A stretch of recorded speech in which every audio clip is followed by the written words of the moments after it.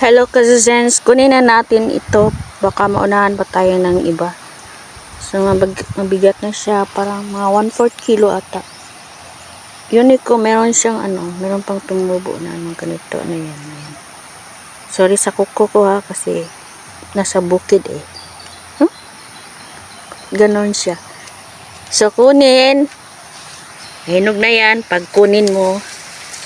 So we have to get this. So wag mong hilahin, kuha ka ng kunting. Ay, tigas. Kunting.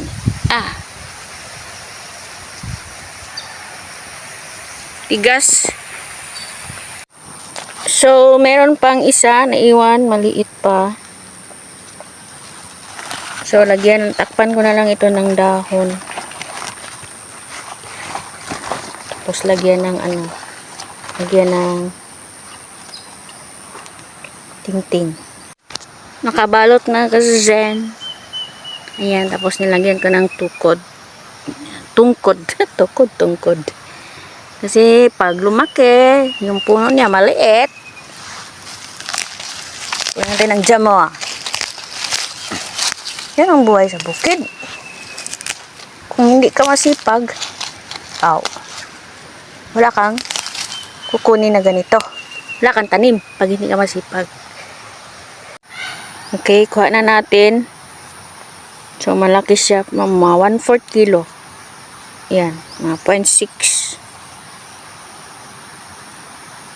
So, masarap ito gawing juice. Bango. Hi! Katatapos lang ng gawain. Nandito tayo sa lilim ng Star Apple. Yan ang fresh ng hangin na ang hapin natin dito.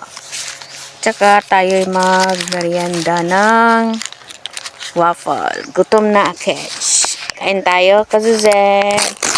Meron akong waffle here. Waffle. Meron tayong waffle. Ayan. Kain tayo, Kazuzet. Snacks muna, gutom. Habang kanina, after this, iinom tayo ng buko juice. Diba? Okay, lusot lang dito.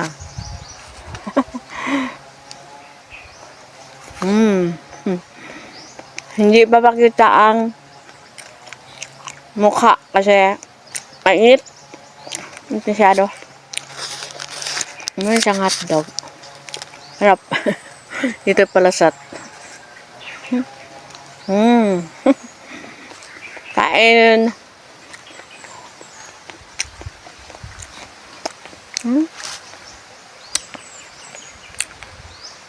Sa likuran, mayroong mga bananas. Ang isa apple, mayroon ng bunga. May bunga ng isa apple doon.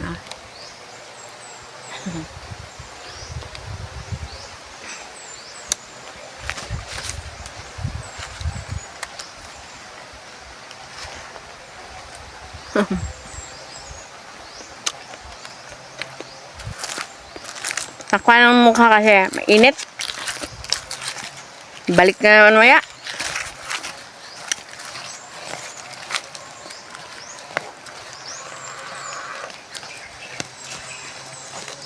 Kain tayo.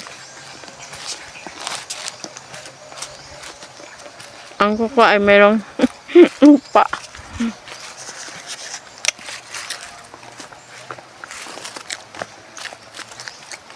Mayroong content creator ba na ang mga sinasabi niya ay puro yaks, taga-bukid. Di mo patulog taga-bukid. Sure. Kaming taga-bukid. Masarap, magmahal. Patulan nyo na.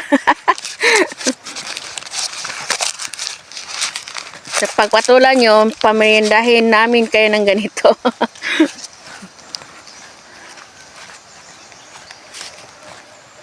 So, yung content creator na yan, sabi niya, taga-bukid, hindi kami papatol ng taga-bukid. Yan ang sabi niya. Hoy, ang taga-bukid, alam mo lang, masarap pagmahal. Patulan mo na. Alam. 30, sinom tayo ng juice. Oh, yan ang kagandahan dito sa bukid. Fresh ang juice.